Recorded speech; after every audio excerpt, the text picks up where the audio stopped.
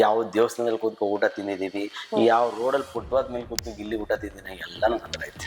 3 ಲಕ್ಷದಲ್ಲಿ ಅವ್ನು 3 ತಿಂಗಳ ಕಮಿಟ್ಮೆಂಟ್ ಇತ್ತಲ್ಲ, ನಾನು ಬಾಡಿಗೆ ಗಿಟ್ಟಿಗೆ ಅದು ಕೊಡಬೇಕು.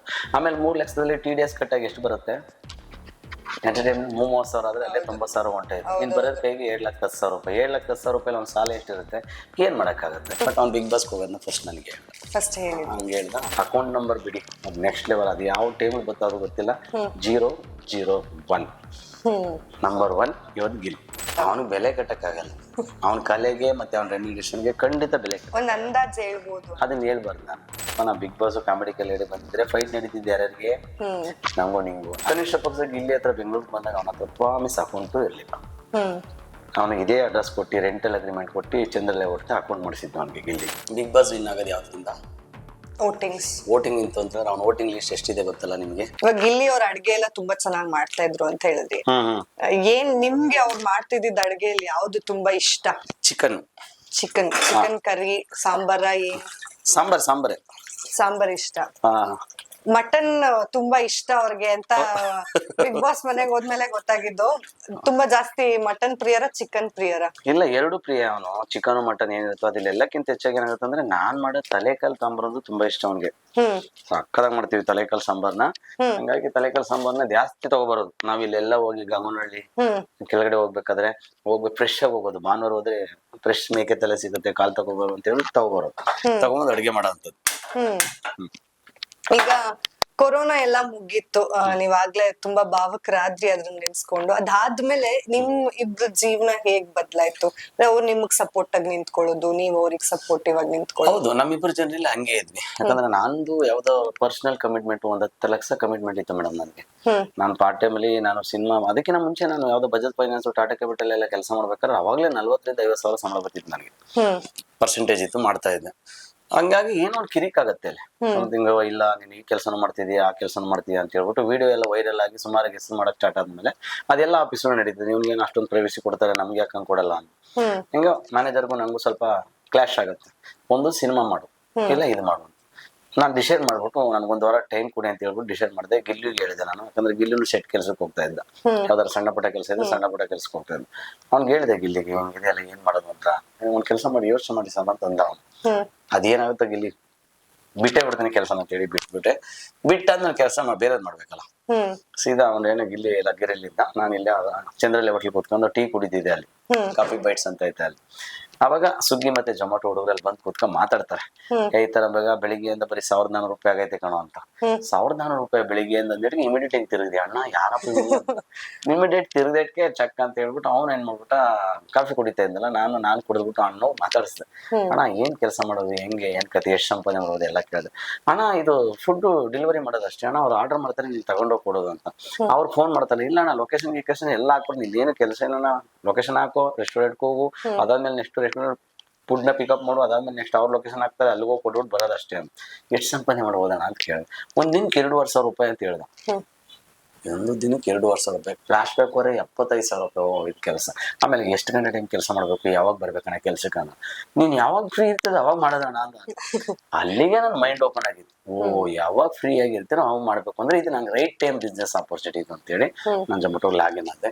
ಜೊಮ್ಯಾಟೋಗೆ ಲಾಗಿನ್ ಆಗಿ ಒಂದು ದಿನ, ಮೊದಲನೇ ದಿನ ಸಂಪಾದನೆ ಮಾಡಿದ್ದು 1,885 ರೂಪಾಯಿ ಸಂಪಾದನೆ ಮಾಡಿದ.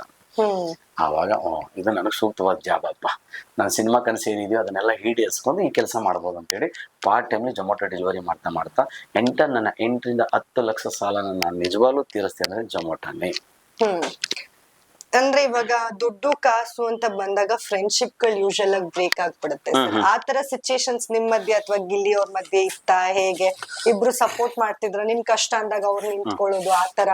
ಅಥವಾ ಯೂಶಲ್ ಆಗಿ ಗಿಲ್ಲಿ ಅವ್ರು ಯಾರಿಗಾದ್ರೂ ಕಷ್ಟ ಇದೆ ಅಂತಂದಾಗ ಸಾಥ್ ಕೊಡುವಂತದ್ದು ಆತರ? ಇಲ್ಲ, ಗಿಲ್ಲಿ ಕಷ್ಟ ಇದ್ದಾಗ ಸಾಥ್ ಕೊಡೋದಕ್ಕಿಂತ ಹೆಚ್ಚಾಗಿ ಈಗ ಕಾಮಿಡಿ ಕಿಲಾಡಿಗಳು ಬಂದ್ರೆ ಅವ್ನು 3 ಲಕ್ಷ ಸಿಗುತ್ತೆ. 3 ಲಕ್ಷದಲ್ಲಿ ಅವ್ನು 3 ತಿಂಗಳ ಕಮಿಟ್ಮೆಂಟ್ ಇತ್ತಲ್ಲ, ನಾನು ಬಾಡಿಗೆ ಗಿಡಿಗೆ ಅದು ಕೊಡಬೇಕು.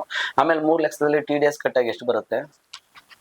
ಎಂಟರ್ಟೈನ್ಮೆಂಟ್ 30,000 ಆದ್ರೆ ಅಲ್ಲೇ 90,000 ಹೊಂಟಾಯ್ತು. ಇನ್ ಬರೋದ್ ಕೈಗೆ 7,10,000 ರೂಪಾಯಿ. 7,10,000 ರೂಪಾಯಿ ಒಂದು ಸಾಲ ಎಷ್ಟಿರುತ್ತೆ, ಏನ್ ಮಾಡಕ್ಕಾಗತ್ತೆ? ಅದಾದ್ಮೇಲೆ ಡಿಕೆಡಿಗೆ ಬಂದು ಕಾರ್ ತಕೊಂಡ. ಅಲ್ಲಿವರೆಗೂ ನಾನು ಅದು ಸುಮಾರು ಸರಿ ಹೇಳಿದೆ, ಸರ್ ನೀವು ಇನ್ನೂ ಹಿಂಗೆ ಎದ್ದಿರಿ, ನೀವು ದಯವಿಟ್ಟು ಬನ್ನಿ, ಇಂಡಸ್ಟ್ರಿಗೆ ಬರಬೇಕು, ನೀವು ಏನೋ ಒಂದು ಮಾಡಿ. ನೀವು ಅವತ್ತೇ ಕಾಮಿಡಿ ಕಿಲಾಡಿಗಳು ಬಂದಿದ್ರೆ ಇಬ್ರು ಜೊತೆಗೆ ಇವತ್ತು ನಾವು ಇಬ್ರು ಜೊತೆಗೆ ಬಿಗ್ ಬಾಸ್ ಹೋಗೋದಾಯ್ತಲ್ಲ ಸರ್ ಅಂತಂದ. ನಾನು ಸುಮ್ಮನೆ ಕಾಮಿಡಿಗೆ ಹೇಳಿದೆ, ನೋಡಪ್ಪ ನಾ ಬಿಗ್ ಬಾಸ್ ಕಾಮಿಡಿ ಕಿಲಾಡಿ ಬಂದಿದ್ರೆ ಫೈಟ್ ನಡೀತಿದ್ದೆ ಯಾರ್ಯಾರಿಗೆ, ನಂಗೂ ನಿಂಗು. ಹಾಗಾಗಿ ನಾನು ಸೋಲ್ಬೇಕಾಗಿತ್ತು, ಇಲ್ಲ ನೀನ್ ಸೋಲ್ಬೇಕಾಗಿತ್ತು. ಈಗ ನಾನು ನೀನ್ ಗೆಲ್ಬೇಕು. ನಾನು ಇವತ್ತಲ್ಲ ಹಿಂದೆ ನಾನು 100% ಬರ್ತೀನಪ್ಪ, ನೀನ್ ಫಸ್ಟ್ ಕಾರಲ್ಲಿ ಹೋಗು, ನಾನು ಬೈಕಲ್ಲಿ ಬರ್ತೀನಿ, ನೆಕ್ಸ್ಟ್ ನೀನ್ ಕಾರಿಂದ ಮುಂದಕ್ಕೆ ಹೋಗ್ತೀನಿ ಅಂತ ಹೇಳಿದ್ರೆ ನಾ ಇನ್ನೊಂದು ಜಾಗಕ್ಕೆ ಬರ್ತೀನಿ ಅಂತ ಹೇಳಿ ಅವ್ನು ಕಳಿಸ್ತೀವಿ. ಹಂಗೆ ಕಳಿಸಾದ್ಮೇಲೆ ಕನಿಷ್ಠ ಪಕ್ಷ ಇವತ್ತು ಯಾವ ಲೆವೆಲ್ ಇದೀನಿ ಅಂತ ಗೊತ್ತಾಯ್ತು. ಆಮೇಲೆ ಇನ್ನೊಂದೇನಾಗುತ್ತೆ ಅಂತ ಹೇಳಿದ್ರೆ, ನಾನು ಅವನು ಪರ್ಸನಲ್ ಆಗಿ ಯಾವತ್ತು ಫೈನಾನ್ಸ್ ವಿಷಯದಲ್ಲಿ ಇಲ್ಲ. ಬಟ್ ಎಲ್ಲೋ ಒಂದ್ ಕಡೆ ಏನಾಗುತ್ತಂದ್ರೆ, ಸುಮಾರು ಸಿಚುವೇಶನ್ಗಳಲ್ಲಿ ಅವನ ಹಿಂದೆ ನಾನಿದ್ದೀನಿ. ಅದನ್ನ ನಾನು ಇದನ್ನ ಗಿಲ್ಲಿಗೆ ಇದನ್ನೆಲ್ಲ ಮಾಡಿದಂತ ಇವತ್ತು ಹೇಳ್ಕೊಬಾರ್ದು. ಬಟ್ ಗಿಲ್ಲಿಗೆ ಏನೇನ್ ಮಾಡಿದೆ ಅಂತ ಹೇಳಿದ್ರೆ, ಕನಿಷ್ಠ ಪಕ್ಷ ಗಿಲ್ಲಿ ಹತ್ರ ಬೆಂಗಳೂರಿಗೆ ಬಂದಾಗ ಅವನ ಹತ್ರ ಪ್ರಾಮಿಸ್ ಅಕೌಂಟು ಇರ್ಲಿಲ್ಲ. ಅವನಿಗೆ ಇದೇ ಅಡ್ರೆಸ್ ಕೊಟ್ಟು ರೆಂಟಲ್ ಅಗ್ರಿಮೆಂಟ್ ಕೊಟ್ಟು ಚಂದ್ರಲೆ ಹೊಡ್ತಾ ಅಕೌಂಟ್ ಮಾಡಿಸಿದ್ದು ಅವನಿಗೆ ಗಿಲ್ಲಿಗೆ. ಅವಾಗ ಅಕೌಂಟ್ ತಗೊಂಡು ಫೋನ್ ಪೇ ಗೂಗಲ್ ಪೇ ಇರಲಿಲ್ಲ ಅವನ ಹತ್ರ. ಅದಾದ್ಮೇಲೆ ಅಕೌಂಟ್ ಮಾಡ್ಸಾದ್ಮೇಲೆ ನೆಕ್ಸ್ಟ್ ಗಾಡಿ ತಗೋಬೇಕು ಅಂತ ಕನ್ಸ್ಕೊಂಡು ಅವ್ನು 30,000 ರೂಪಾಯಿ ರೆಡಿ ಮಾಡ್ಕೊಂಡ. ಫಸ್ಟ್ ಗಾಡಿ ತಗೋಬೇಕಾದ್ರೆ ನಮ್ಗೆ ಏನ್ ಕೇಳ್ತಾರೆ, ಸಿಬಿಲ್ ಸ್ಕೋರ್ ಕೇಳ್ತಾರೆ. ಗಾಡಿ ಅಕೌಂಟ್ ಮಾಡಿಸಿದ 1 ತಿಂಗಳು 1.5 ತಿಂಗಳು ಗಾಡಿ ತಗೋಬೇಕಾದ್ರೆ ಯಾರು ಕೊಡಲ್ಲ. ನಾನು ಬಜಾಜ್ ಫೈನಾನ್ಸ್ ಟಾಟಾ ಕ್ಯಾಪಿಟಲ್ ಕೆಲಸ ಮಾಡಿದ್ನಲ್ಲ, ಆಗ ಮ್ಯಾನೇಜರ್ಗಳೆಲ್ಲ ನಂಗೆ ತುಂಬಾ ಪರಿಚಯ ಇದು. ಹಂಗಾಗಿ ನಾನು ಸ್ನೇಹಿತನ ಗಾಡಿ ಬೇಕು ಸರ್ ಅಂತ ಹೇಳಿ ರೆಕಮೆಂಡೇಶನ್ ಮಾಡಿ ರೆಂಟಲ್ ಅಗ್ರಿಮೆಂಟ್ ಮಾಡಿಸಿ, ಆಮೇಲೆ ನಾನೇ ಶೂರಿಟಿ ಕೊಟ್ಟು ಅವ್ನಿಗೊಂದು 2 ವೀಲರ್ ಬೈಕ್ ತಗೊಟ್ಟೆ. EMI ಕಟ್ಕೋಗಿಲ್ಲಿ ಅಂತ ಹೇಳ್ಬಿಟ್ಟು. ಆವಾಗ ಸಂಪಾದನೆ ಆದ್ಮೇಲೆ ಬಂದು EMI ಕಟ್ತಾ ಇದ್ದ. ಬಟ್ ಒಳ್ಳೆ ಬೈಕ್ ತಗೊಂಡ. ಅಕೌಂಟ್ ನಂಬರ್ ಬಿಡಿ, ಅದು ನೆಕ್ಸ್ಟ್ ಲೆವೆಲ್. ಅದು ಯಾವ ಟೈಮಿಗೆ ಗೊತ್ತಾದ್ರು ಗೊತ್ತಿಲ್ಲ. 001 ನಂಬರ್ 1 ಇವತ್ತು ಗಿಲ್. ಹಾಗೆ ಇನ್ನ ಸುದೀಪ್ ಸರ್ ಒಂದು ವಿಷಯ ಹೇಳ್ತಾರೆ, ಅಂದ್ರೆ ಗಿಲ್ಲಿ ಬಿಗ್ ಬಾಸ್ ಗೆ ಬಂದ ಅಂತಂದಾಗ ಫೆಬ್ರವರಿಯಲ್ಲೇನೆ ಮಾತಾಡ್ಕೊಂಡಿದ್ರು, ಮಾತುಕತೆ ಆಗಿತ್ತು ಬಿಗ್ ಬಾಸ್ ಗೆ ಬರೋದಕ್ಕೆ ಅನ್ನೋ ಒಂದು ವಿಚಾರನ ಸುದೀಪ್ ಸರ್ ತೆಗಿತಾರೆ ಬಿಗ್ ಬಾಸ್ ಸ್ಯಾಟರ್ಡೆ ಎಪಿಸೋಡ್ ನಲ್ಲಿ. ಅಂದ್ರೆ ಅಲ್ಲಿ ಒಂದಷ್ಟು ಸಿಚುಯೇಷನ್ಸ್ ಗಳು ಹಾಗೆ ಇರ್ತಿತ್ತು. ಅಂದ್ರೆ ಬಿಗ್ ಬಾಸ್ ಬಂದಿದ್ದೀರಿ ಅಂತಂದಾಗ ನೀವು 6 ತಿಂಗಳ ಹಿಂದೆನೆ ನೀವು ಮಾತಾಡ್ಕೊಂಡ್ ಬಂದಿದ್ರ ಅಂತ, ಅದ್ರ ಬಗ್ಗೆ ಎಲ್ಲ ನಿಮ್ಗೆ ಹೇಳಿದ್ರ? ನನ್ಗೆ ಇನ್ನೊಂದೇನಾಗತ್ತೆ ಅಂದ್ರೆ, ಸುದೀಪ್ ಸರ್ ಹೇಳಿದ್ಮೇಲೆ ನನಗೆ ಗೊತ್ತಾಗಿದ್ದು ಅದು. ಏನಕ್ಕೆ ಹೇಳ್ತಿದ್ದೀನಿ ಅಂತ ಹೇಳಿದ್ರೆ, ಈಗ ಸುದೀಪ್ ಸರ್ 6ನೇ ತಾರೀಕು ಒಳಗೆ 6 ತಿಂಗಳ ಹಿಂದೆ ಅಂತ ಹೇಳ್ಬೇಕಾದ್ರೆ ನೋಡಿ, ಈಗ ಆಲ್ರೆಡಿ ಜಿ ಕನ್ನಡದಲ್ಲಿ ಇದ್ದ. ಅಲ್ಲಿ 3 ರಿಂದ 4 ತಿಂಗಳು ಆ ಪ್ರೋಗ್ರಾಮ್ ಮುಗಿದ್ಮೇಲೆ ಕೆಲಸ ಇಲ್ಲ. ಕಾರ್ ತಗೊಂಡ್ಮೇಲೆ EMI ಹೆಂಗ್ ಕಟ್ಟಬೇಕು? ಅವನು ದುಡಿಬೇಕಲ್ಲ ಮೇಡಮ್. ಹೆಚ್ಚು ಒಂದು 24 ಲಕ್ಷ ರೂಪಾಯಿ ಅದು ಬರುತ್ತೆ EMI ಅಂದ್ರೆ, ದುಡ್ಡು ಎಲ್ಲಿಂದ ಬರುತ್ತೆ? ಹಂಗಾಗಿ ಆಪರ್ಚುನಿಟಿಗೋಸ್ಕರ ಕಾಯ್ತಾ ಇದ್ದ. ಹಂಗಾಗಿ ಏನೋ ಒಂದು ಬಂದಿರ್ಬೋದು, ಬಂದಾದ್ಮೇಲೆ ಇಮಿಡಿಯೇಟ್ ಕಮಿಟ್ ಆಗಿರ್ತಾನೆ. ಈಗ ಆಲ್ರೆಡಿ ಕಮಿಟ್ ಆಗಿ ಬಿಗ್ ಬಾಸ್ಗೆ ಹೋಗಿರ್ತಾನೆ. ಬಟ್ ಎಲ್ಲಿಗೆ ಹೋದ್ರು 100% ಅವ್ನು ಮಾಡೋದು ಫೈನಲ್ ಏನ್ ಹೇಳಿ, ಅವ್ನು ನಂಬಿರೋ ಜನಕ್ಕೆ, ಅವ್ನು ನೋಡೋ ಜನಕ್ಕೆ ಎಂಟರ್ಟೈನ್ಮೆಂಟ್ ಕೊಡ್ಬೇಕು, ಅದನ್ನ ಕೊಡ್ತಾನೆ ಮೇಡಮ್. ಅದು ಅವ್ನು ಇದಾಗಂಟ ಅದನ್ನ ಕಮ್ಮಿ ಮಾಡಲ್ಲ. ಹಾಗೆ ಅಂದ್ರೆ ಈಗ ಸಾಕಷ್ಟು ಕಡೆ ಅಲ್ಲಿ ಕ್ಲಾಶಸ್ ಆಯ್ತು, ಅದಕ್ಕೆ ಈ ಕಡೆಗ್ ಬಂದ್ರು, ಅದಕ್ಕೆ ಕ್ವಾಟ್ಲೆ ಕಿಚನ್ ಕಡೆಗ್ ಬಂದ್ರು, ಈ ತರದೊಂದಷ್ಟು ವಿಚಾರಗಳು ಕೂಡ ಓಡಾಡ್ತಾ ಇದೆ. ಇದ್ರ ಬಗ್ಗೆ ಏನಾದ್ರು ಹೇಳಿದ್ರ? ಇಲ್ಲ ನಾನು ಅದ್ರ ಬಗ್ಗೆ ಎಲ್ಲ ನಂಬಲ್ಲ ಮೇಡಮ್. ಸುಮ್ಮನೆ ಇನ್ನೊಂದೇನಪ್ಪ ಅಂದ್ರೆ, ಊಹಾಪೋಹಗಳನ್ನೆಲ್ಲ ನಂಬ್ಕೊಂಡು ನಾವ್ ಯಾವತ್ತೂ ಚರ್ಚೆನೂ ಮಾಡಲ್ಲ. ನನ್ನ ಅವನ ಸ್ನೇಹ ಹೆಂಗಿತ್ತು, ನಾವ್ ಹೆಂಗ್ ಬಂದ್ವಿ, ಇನ್ನು ಸಾಕಷ್ಟು ವಿಚಾರಗಳು ಹೇಳ್ಬೇಕು. ನಾನು ಇವತ್ತು ಹೇಳಿರೋದೇ ಹೆಚ್ಚು ಕಮ್ಮಿ 100% ಒಂದು 10% ಹೇಳಿದ್ದೀನಿ ಅಷ್ಟೇ. ಇನ್ನು 90% ಏನೂ ಹೇಳಿಲ್ಲ ನಿಮ್ಗೆ. ಯಾಕಂದ್ರೆ ಇವಾಗ ಅವ್ನು ಬಿಗ್ ಬಾಸ್ ಅಲ್ಲಿ ಇದ್ದಾನೆ, ಇವನೇನೋ ಬೆನ್ನಿಂದ ಮೇಲೆ ನಿಂತ್ಕೊಂಡು ಸಪೋರ್ಟ್ ಮಾಡ್ತಿದ್ದಾನೆ, ಸಿಂಪತಿ ಕ್ರಿಯೇಟ್ ಮಾಡ್ತಿದ್ದಾನೆ, ಈ ತರ ಅನ್ಕೊಬಿಡ್ತಾರೆ. ದಯವಿಟ್ಟು ಅದನ್ನೆಲ್ಲ ಹೇಳಲ್ಲ. ಅವ್ನು ಬಿಗ್ ಬಾಸ್ ಅಲ್ಲಿ ವಿನ್ ಆಗ್ತಾನೋ ವಿನ್ ಆಗಲ್ವೋ ಅದನ್ನ ನೋಡಿ, ವಿನ್ ಆದ್ಮೇಲೆ ಒಂದ್ಸರಿ ಕರಿತೀನಿ, ಅಣ್ಣ ಬಂದ್ರಣ್ಣ ದಯವಿಟ್ಟು ಈಗ ನೋಡಿ ನಮ್ ಕಷ್ಟನ ಹೆಂಗಿತ್ತು ಅಂತೇಳಿ. ಯಾಕಂದ್ರೆ ಇವತ್ತು ನೀವು ಒಂದು ಫೋಟೋನ 5 ವರ್ಷ ಹಿಂದೆ ಹೊಡಿದಿ, ಅದ್ರ ಹಿಸ್ಟ್ರಿಗೆ ಹೋಗಿ ನೋಡಿದ್ರೆ ಯಾವ ಡೇಟ್ ಹೊಡೆದಿದ್ರಿ, ಯಾವ ಟೈಮಿಂಗ್ಸ್ ಹೊಡೆದ್ರಿ ಗೊತ್ತಾಗುತ್ತೆ. ನಾನು ಇವತ್ತೇನು ಪೋರ್ಟ್ರಿ ಮಾಡಲ್ಲ, ಅದನ್ನ ಯಾವ ವಿಡಿಯೋ ಇತ್ತು, ಹೆಂಗ್ ಕಷ್ಟಪಟ್ಟಿದ್ವಿ, ಯಾವ ದೇವಸ್ಥಾನದಲ್ಲಿ ಕೂತ್ಕೊ ಊಟ ತಿಂದಿದೀವಿ, ಯಾವ ರೋಡಲ್ಲಿ ಫುಟ್ಪಾತ್ ಮೇಲೆ ಕೂತು ಗಿಲ್ಲಿ ಊಟ ತಿಂದಿನಿ, ಎಲ್ಲ ನನ್ನ ಹತ್ರ ಐತೆ. ಹಂಗಾಗಿ ಅದನ್ನ ಒಂದ್ಸರಿ ಇಡ್ತೀನಿ ಜನಗಳ ಮುಂದೆ. ದಯವಿಟ್ಟು ಅವ್ನ ಬಗ್ಗೆ ತಪ್ಪಾಗಿ ಮಾತಾಡೋರು ಮತ್ತೆ ಅವ್ನು ಬ್ಯಾಡಾಗಿ ಕಮೆಂಟ್ ಮಾಡೋರು ದಯವಿಟ್ಟು ಇಲ್ಲಿಗೆ ನಿಲ್ಲಿಸಿ. ಯಾಕಂದ್ರೆ ಅವ್ನು ಇಷ್ಟು ಗೊತ್ತಿದ್ದೆ, ದಯವಿಟ್ಟು ಮಿಸ್ಟೇಕ್ ಮಾಡ್ಕೊಳಕ್ ಹೋಗ್ಬೇಡಿ ಅಂತ. ಇನ್ನ ಬಟ್ಟೆ ವಿಚಾರಕ್ಕೆ ಬಂದ್ರೆ ತುಂಬಾ ಟ್ರಾಲ್ ಆಗ್ತಾರೆ. ಮನೆಯವ್ರಿಗೇನೆ ಒಂದು ಆಶ್ಚರ್ಯ, ಇವ್ರೇನ್ ನಿಜವಾಗ್ಲೂ ಇವ್ರ ಹತ್ರ ಬಟ್ಟೆನೇ ಇಲ್ವಾ, ಇಲ್ಲ ಬ್ರಾಂಡೆಡ್. ಒಂದ್ಸಲ ರಘು ಸರ್ ಹಿಂಗೆ ತೆಗ್ದು ತೋರಿಸ್ತಾರೆ ರಜತ್ ಅವ್ರಿಗೆ, ಉಗ್ರ ಮಂಜು ಅವರಿಗೆ, ಮಂಜು ಸರ್ ತೋರಿಸಿದ್ದಾರೆ. ಇಷ್ಟೊಂದು ಒಳ್ಳೊಳ್ಳೆ ಬಟ್ಟೆ ಇದ್ರು ಕೂಡ ವೀಕೆಂಡ್ ಅಲ್ಲಿ ಹಾಕಲ್ಲ, ಇದು ಒಂದ್ ಸ್ಟ್ರಾಟಜಿ ಅಂತ. ಅಂದ್ರೆ ಬಟ್ಟೆ ಯಾರ್ ಕಳಿಸ್ತಾ ಇದಾರೆ ಗಿಲ್ಲಿ ಅವ್ರಿಗೆ ಬಿಗ್ ಬಾಸ್ ಮನೆಯಲ್ಲಿ? ನಾನು ಇನ್ನೊಂದು ಮಾತು ಹೇಳ್ತೀನಿ ಕೇಳಿ. ಈಗ ಡೈಲಿ ಡ್ರೆಸ್ ಚೇಂಜ್ ಮಾಡಿದ್ರೆ ನಿಮ್ಗೆ ಏನಾದ್ರು ಚೇಂಜಸ್ ಸಿಗುತ್ತೆ ಇದ್ದ. ಜೊತೆಗೆ ಇನ್ನೊಂದಿನ ಒಂದು ಸಿನಿಮಾ ಮಾಡ್ತಿದಾರೆ ಬಿಗ್ ಬಾಸ್ ಒಳಗಡೆ. ಮೇಡಮ್ ನಿಮ್ಗೆ ಬೇಕಾಗಿರೋದೇನು, ನಮ್ಮ ಮಾನ ಮುಚ್ಕೊಳಕ್ ಒಂದ್ ಬಟ್ಟೆ ಬೇಕಾದ್ರು, ಬನೀನಾದ್ರೇನು ಏನಾದ್ರೇನು ಮೇಡಮ್ ಅದನ್ನ ಹಾಕೋತಾನೆ ಅಷ್ಟೇ. ಆಮೇಲೆ ಎಲ್ಲ ಹಾಕಬೇಕು ಅಂತ ಹೇಳಿದ್ರೆ ಸಾಟರ್ಡೆ ಸಂಡೇ ಅವ್ನು ಹಂಗೆ ಇದ್ರೆ ಓಕೆ, ಕೇಳಿ ಪ್ರಶ್ನೆನ. ಸುದೀಪ್ ಅಣ್ಣ ಬರ್ತಾನೆ ಅಂತ ಹೇಳಿದ್ಮೇಲೆ ಹೆಂಗಿರ್ತಾನೆ?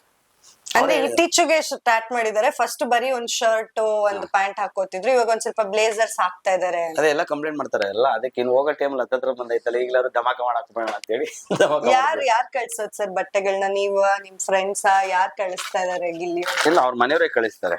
ಆದ್ರೂ ಕೆಲವು ಟೈಮ್ಗಳಲ್ಲಿ ಅದು ಯಾರು ಸ್ಪಾನ್ಸರ್ ಮಾಡ್ತಾರೆ, ಏನ್ ಮಾಡ್ತಾರೆ, ಸೊ ಅದನ್ನೆಲ್ಲ ನಾವು ಇವಾಗ ಹೇಳ್ಬಾರ್ದು. ಅದನ್ನ ಅದು ಗಿಲ್ಲಿ ಬಂದ್ಮೇಲೆ ಹೇಳ್ಬೇಕು ನಿಮಗೆ. ಅಂದ್ರೆ ಸ್ಪಾನ್ಸರರ್ಸ್ ಇದಾರೆ ಗಿಲ್ಲಿ ನಟ ಅವ್ರಿಗೆ ಬಟ್ಟೆ ಕಳ್ಸೋದಿಕ್ಕೆ? ಈಗ ನಾನು ಏನ್ ಕೇಳ್ತೇನೆ ಅಂದ್ರೆ, ಈಗ ಅವ್ರ ಅಕ್ಕ ಒಬ್ರು ಇಂಜಿನಿಯರ್ ಇರ್ತಾರೆ, ಅವ್ರ ಅಣ್ಣನು ಚೆನ್ನಾಗಿದ್ದಾರೆ. ಈಗ ಒಂದ್ ಸ್ವಲ್ಪ ಕಾರ್ಗೆ ತಕೊಂಡ್ಮೇಲೆ ಒಂದ್ ಸ್ವಲ್ಪ ದುಡ್ಡು ಓಡಬಹುದು.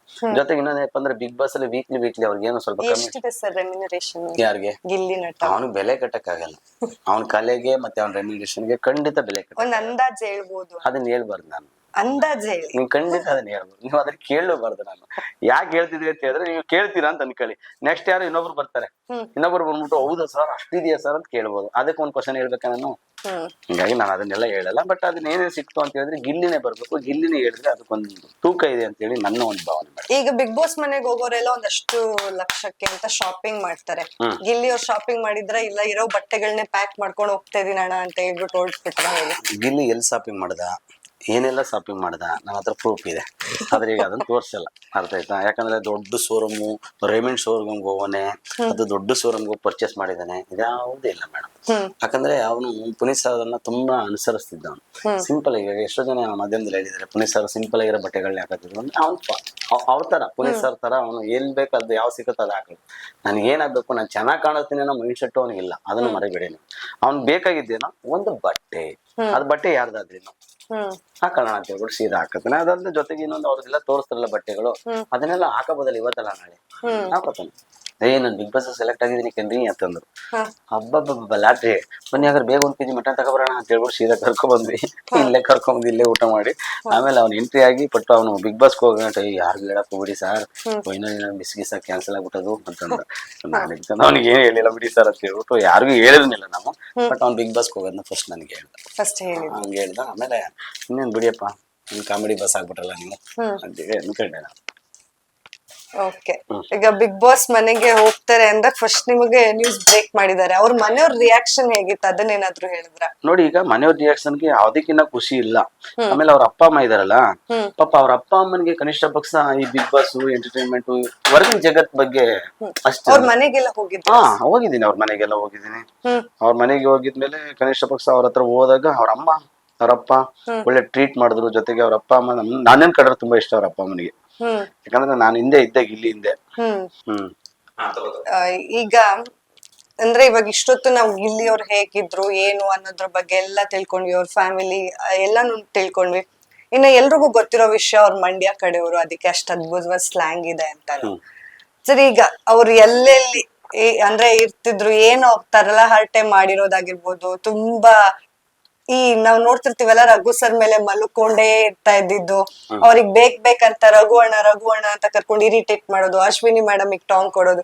ಆತರ ಈ ಮನೆಯಲ್ಲಿ ಅವ್ರ ಪ್ರೆಸೆನ್ಸ್ ಅಲ್ಲಿ ಏನಾದ್ರು ಇಲ್ಲಿ ತುಂಬಾ ಇಂತ ಕೆಲಸ ಮಾಡಿದ್ದ ಅನ್ನೋದ್ ನೆನ್ಪಿದೆ ಅಂದ್ರೆ ಅದ್ ಎಲ್ಲಿ ಸರ್?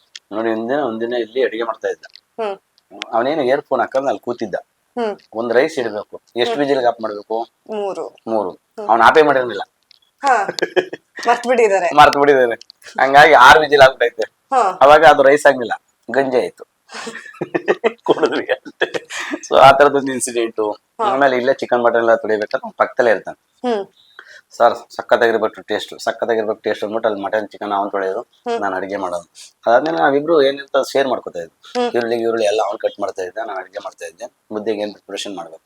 ಆಮೇಲೆ ನೀವು ನಂಬ್ತಾರೆ ಬಿಡ್ತಾರೋ, ನೀವು ಅಡಿಗೆ ಮಾಡಕ್ಕೆ ಎಷ್ಟು ಟೈಮ್ ತಗೋತೀರಿ? ಒಂದು ಅರ್ಧ ಗಂಟೆ, 3/4 ಗಂಟೆ.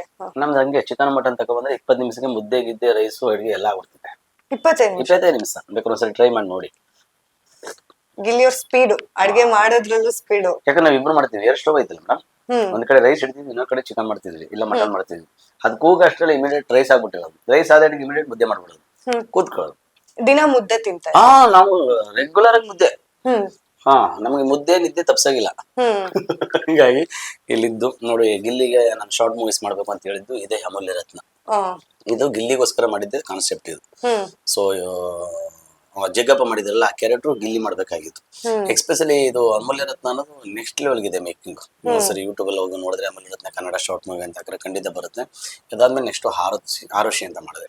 ಈಗ ಇನ್ನೊಂದು ಹಾರತಿ ಅಂತ ಒಂದು ಮಾಡ್ತಾ ಇದ್ದೀನಿ, ಅದು ಟೆಲಿಫಿಲಿಮ್. ಅದು ಒಂದು ಸೀಟ್ ಬೆಲ್ಟ್ ಮೇಲೆ ಮತ್ತೆ ಒಂದು ಫ್ಯಾಮಿಲಿ ತುಂಬಾ ನಂಬಿಕೆ. ಗಿಲ್ಲಿ ಅವ್ರ ಜೊತೆ ಮಾಡೋ ಪ್ಲಾನ್ ಇದೆಯಾ ಸರ್? ಮೇಡಮ್ ಅದು ಈಗ ನಾವೆಲ್ಲ ಚಿಕ್ಕ ಚಿಕ್ಕ ಕನಸು ಕಾಣ್ತಾ ಇಲ್ಲ, ಸ್ವಲ್ಪ ದೊಡ್ಡ ದೊಡ್ಡ ಕನಸು. ಯಾಕಂದ್ರೆ ಈಗ ಸಿನಿಮಾ ಮಾಡ್ಬೇಕು ಅಂತ. ಈಗ ಡೆವಿಲ್ ಸಿನಿಮಾ ಬಗ್ಗೆ ಏನಾದ್ರು ಹೇಳ್ಕೊಂಡಿದ್ರ? ದರ್ಶನ್ ಸರ್ ಜೊತೆ ಒಡನಾಟ ಇದ್ದಿದ್ದು ಅವ್ರ ಏನಾದ್ರು ಹೇಳಿದಾರ ನನ್ಗೆ ಖುಷಿ ಆಯ್ತು ಅಂದಿದ್ದು? ದರ್ಶನ್ ಸರ್ ಹತ್ರ ಒಡನಾಟ ಏನಿರಲಿಲ್ಲ. ಅವ್ರ ಸಿನಿಮಾದಲ್ಲಿ ಕೆಲಸ ಮಾಡ್ತೀನಿ ಅಂತ ಹೇಳಿದ್ದ, ಮಾಡಿದ್ದೀನಿ ಅಂತ ಹೇಳ್ದ. ಅದಕ್ಕೂ ಒಂದಿನ ಪಾರ್ಟಿ ಮಾಡಿದೀವಿ. ಡೆವಿಲ್ ಸಿನಿಮಾದಲ್ಲಿ ಫಸ್ಟ್ ಹೋಗಿದ್ದಾರೆ ಶೂಟಿಂಗ್ ಮಾಡಕ್ಕೆ. ಗಿಲ್ಲಿ ದರ್ಶನ್ ಸರ್ ಹೋಗಿ ಮಾತಾಡಕ್ಕೆ ಧೈರ್ಯನೇ ಇಲ್ಲ ಬಿಡಿ, ಅದ್ ನಮಗೂ ಇರೋದಿಲ್ಲ. ದರ್ಶನ್ ಸರ್ ಹತ್ರ ಹೋಗಕ್ ಆಗ್ತಿಲ್ಲ ಅಂತ ಸುಮ್ಮನೆ ಕೈ ಕಟ್ಕೊಂಡು ನಿಂತಿದ್ದಂತ. ಹಂಗಾಗಿ ಶೂಟಿಂಗ್ ಮುಗಿಸ್ಕೊಂಡು ಹೋಗ್ಬೇಕಾದಾಗ ಅವ್ರು ಫಸ್ಟ್ ಬರ್ಬೇಕಲ್ಲ, ಎಂಟ್ರಿ ಕೊಡ್ತಾರಲ್ಲ, ಅವಾಗಲೇ ಗಿಲ್ಲಿ ನೋಡ್ಬಿಟ್ಟವ್ರೆ. ಏಯ್ ಏನಮ್ಮ ನಿನ್ ಯೂಟ್ಯೂಬ್ ಎಲ್ಲ ಚೆನ್ನಾಗಿ ನಿನ್ ಯೂಟ್ಯೂಬ್ ಕಂಟೆಂಟ್ ಎಲ್ಲ ನೋಡಿದ್ದೀನಿ, ನಂಗೆ ತುಂಬಾ ಇಷ್ಟ, ಹಂಗ ಹಿಂಗ ಅಂತ ಹೇಳ್ಬಿಟ್ಟು ಮಾತಾಡ್ಬಿಟ್ಟಿದ್ದೇನೆ. ಅವ್ರು ಗಿಲ್ಲಿಗೆ ಸಿಕ್ಕಾಬಟ್ಟೆ ಖುಷಿ ಆಗ್ಬಿಟ್ಟೈತೆ. ಏ ದರ್ಶನ್ ಸರ್ ಹಿಂಗಂದ್ರು ಸರ್ ಹಂಗ ಹಿಂಗ ಅಂತ. ಅವಾಗ ಹೋಗಿ ಒಂದ್ ಕೆಲಸ ಮಾಡಿ, ಇದೇ ಖುಷಿ ಒಂದ್ ಕೆಜಿ ಮಟನ್ ತಗೊಬರೋಣ ಬಂದಿತ್ತು, ಕರ್ಕೊಂಡು ಹೋಗೋದು, ಮಟನ್ ತಗೊಬರೋದು, ಮುದ್ದೆ ರೈಸ್ ಮಾಡ್ಬಿಟ್ಟು ತಿನ್ನೋದು. ಯಾಕಂದ್ರೆ ಈಗ ದರ್ಶನ್ ಸರ್ ಅಂತ ಒಬ್ಬ ದೊಡ್ಡ ನಟನ ಜೊತೆಲಿ ಒಂದ್ ಸಣ್ಣ ಕ್ಯಾರೆಕ್ಟರ್ ಸಿಕ್ಕುತ್ತೆ ಅಂದ್ರೆ ಎಷ್ಟು ಖುಷಿ ಆಗುತ್ತೆ. ಹಂಗಾಗಿ ಗಿಲ್ಲಿಗಂತೂ ಅದು ಲೈಫ್ ಲಾಂಗ್ ಮೆಮೊರಿ ಗಿಫ್ಟ್. ಅದು ದರ್ಶನ್ ಸರ್ ಜೊತೆಲಿ ಒಂದ್ ಸಿನಿಮಾ ಮಾಡಿದೀನಿ ನಾನು. ಇನ್ನು ಆ ಥರದ ಕನಸುಗಳು, ದೊಡ್ಡ ದೊಡ್ಡ ಕನಸುಗಳು ಎಲ್ಲರ ಜೊತೆಲೆ, ಸುದೀಪ್ ಅಣ್ಣ ಅವ್ರ ಜೊತೆ, ಸುದೀಪ್ ಸರ್, ಆಮೇಲೆ ದುನಿಯಾ ವಿಜಯ್ ಸರ್ ಆಗಿರ್ಬೋದು, ಯಶ್ ಸರ್ ಆಗಿರ್ಬೋದು, ಆ ಥರದ್ದೆಲ್ಲ ಮಾಡಬೇಕು ಅಂತ ಕನಸಿತ್ತು ಅವ್ನಿಗೆ. ನಾನು ಮಾಡ್ಬೋದು ಅಂತ. ಬಟ್ ನಾವು ಆ ಲೆವೆಲ್ಗೆ ಹೋಗಿ ರೀಚ್ ಆಗ್ತೀವಿ ಅಥವಾ ಈ ಲೆವೆಲ್ಗೆ ರೀಚ್ ಆಗ್ತೀವಿ ಅಂದ್ರೆ ನಮ್ಮ ತಾಯಿನೂ ಅನ್ಕೊಂಡಿರಲಿಲ್ಲ. ನಾವು ಮಾಡ್ತಿದ್ದು ಓನ್ಲಿ ಪ್ರಯತ್ನ.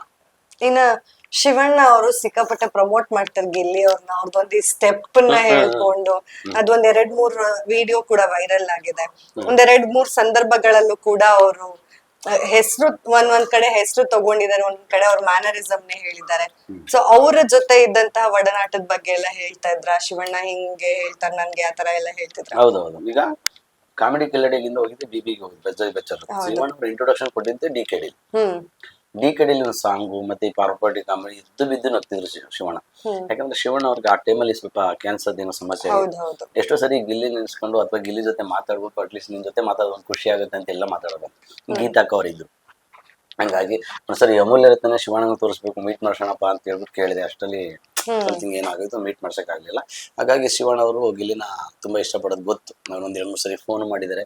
ಅದರಿಂದ ಶಿವಣ್ಣ ಎಲ್ಲೋ ಒಂದ್ ಕಡೆ ಇದ್ದಾಗ ಯಾರೋ ಒಬ್ರು ಕೇಳಿದ್ರು, ಅಣ್ಣ ನಾನು ಗಿಲ್ಲಿ ಫ್ಯಾನ್ಸ್ ಅಣ್ಣ ಅಂತ ಅನ್ಬಿಟ್ಟವ್ರೆ. ಶಿವಣ್ಣ ಬಹಳ ಖುಷಿ ಆಗ್ಬಿಟ್ಟಿದೆ ಅಂತ ಹೇಳಿ ಗಿಲ್ಲಿಗೆ ಫೋನ್ ಮಾಡೋರು ಅನುಶ್ರೀ ಮೇಡಮ್ ಹತ್ರ ನಂಬರ್ ಇಸ್ಕೊಂಡು, ಏನಪ್ಪಾ ನಿನ್ ಫ್ಯಾನ್ಸ್ ಇಲ್ಲಿದ್ದಾರೆ ಕಣೋ ಹಂಗ ಹಿಂಗ ಅಂತ ಹೇಳಿ ಮಾತಾಡೋರು. ಅವತ್ಗೂ ಗಿಲ್ಲಿಗೆ ಸಿಕ್ಕಾಪಟ್ಟೆ ಹಬ್ಬ. ಅವತ್ತು ಪಾರ್ಟಿ ನಮ್ಗೆ ಖುಷಿ ವಿಚಾರ ಯಾವತ್ ಬರುತ್ತೆ ಅವತ್ ಪಾರ್ಟಿ. ಈಗ ಬಿಗ್ ಬಾಸ್ ಮನೇಲಿ ಸ್ವಲ್ಪ ಊಟ ತಿಂಡಿ ಎಲ್ಲ ಕಡಿಮೆ ಅವ್ರಿಗೆ ಸಿಗ್ತಾ ಇರೋದು, ಅದು ಲಕ್ಸುರಿ ಬಜೆಟ್ ಆಗಿರ್ಬೇಕು. ಸೊ ಅದನ್ನ ನೋಡಿದಾಗ ಏನ್ ಅನ್ಸುತ್ತೆ ಸರ್? ಈಗ ನಿಮ್ಗೊಂದು ಅವಕಾಶ ಸಿಗುತ್ತೆ. ಎಕ್ಸ್ಪೆಷಲಿ ಅಲ್ಲೇನು ವ್ಯವಸಾಯ ಮಾಡಕ್ ಬಿಟ್ಟಿದಾರ ಬಿಗ್ ಬಾಸ್ ಅಲ್ಲಿ, ಎಂಟರ್ಟೈನ್ಮೆಂಟ್ ಕೊಡಬೇಕು. ನಿಮ್ಗೆ ಏನು ಸೆಟ್ ಹಾಕಿದ್ರ ಆ ಸೆಟ್ ಒಳಗಡೆನೆ ಇರಬೇಕು. ನನ್ಗೆ ಇನ್ನೊಂದೇನಪ್ಪ ಅಂದ್ರೆ ಬಿಗ್ ಬಾಸ್ ಒಂಥರ ಜೂ ತರ, ಒಳಗಡೆ ಪ್ರಾಣಿಗಳು ಬಿಟ್ಬಿಟ್ಟು ಕೂರ್ಸಿರ್ತೇವಲ್ಲ ಆ ತರ. ಪಾಪ ಅಲ್ಲಿರೋ ಅವ್ರ ಮುಖನೇ ನೋಡ್ಬೇಕು ಅವರು. ಹಂಗಾಗಿ ಏನ್ ಮಾಡಕ್ಕಾಗಲ್ಲ. ಅಲ್ಲಿ ಜಾಸ್ತಿ ತಿಂದು ಒಳ್ಳೆ ಹಾಸಿಗೆ ಮೇಲೆ ಮಲಗ್ಬಿಟ್ರೆ ಏನಾಗುತ್ತೆ, ಬೇಗ ಮೈ ಬಂದ್ಬಿಡುತ್ತೆ ಅಂತ ಹೇಳಿ ಸ್ವಲ್ಪ ಕಡಿಮೆ ಅದರಲ್ಲೂ ಮಟನ್ ಕೊಡಿ ಅಂತ ಹೇಳಿ ಜಾಸ್ತಿ ಕೇಳ್ಕೊತಾನೆ, ದಯವಿಟ್ಟು ಕೊಡಿ ಅಂತ. ಈಗ ಗಿಲ್ಲಿ ನಟ ಅವರು ಫಿನಾಲೆಗೆ ಹತ್ರ ಬರ್ತಾ ಇದಾರೆ. ಟಾಪ್ 6ಗೆ ಪಾಪ ಟಿಕೆಟ್ ಫಿನಾಲೆ ಟಾಸ್ಕ್ ಅಲ್ಲಿ ಕೂಡ ಸೋತೋದ್ರು. ಫುಲ್ ಬೇಜಾರಾಗಿತ್ತು ಅವ್ರಿಗೆ ಒಂದ್ ಕಡೆ. ಇನ್ನ ಜನ ಅವ್ರ ಕೈ ಬಿಡಲ್ಲ ಅನ್ನೋದು ಕೂಡ ನಾವೀಗ ಸೋಷಿಯಲ್ ಮೀಡಿಯಾದಲ್ಲಿ ಅವ್ರಿಗೆ ಸಿಗ್ತಾ ಇರುವಂತಹ ಸಪೋರ್ಟ್ ನ ನೋಡ್ತಾ ಇದೀವಿ.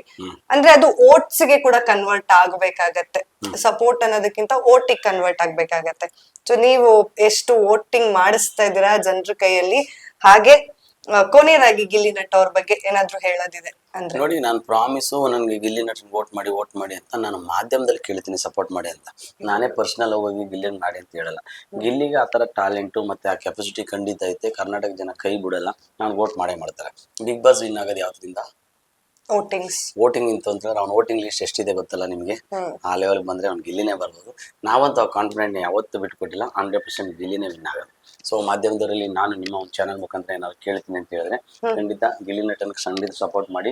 ಹಾಗಂತೇಳಿ ಬೇರೆಯವ್ರು ಸಪೋರ್ಟ್ ಮಾಡ್ಬಿಡಿ ಅಂತ ಹೇಳಲ್ಲ, ಎಲ್ಲರಿಗೂ ಮಾಡಿ. ಬಟ್ ಗಿಲ್ಲಿಗೆ ಸ್ವಲ್ಪ ಜಾಸ್ತಿ ಮಾಡಿ ಅಂತ ಕೇಳ್ತೀನಿ.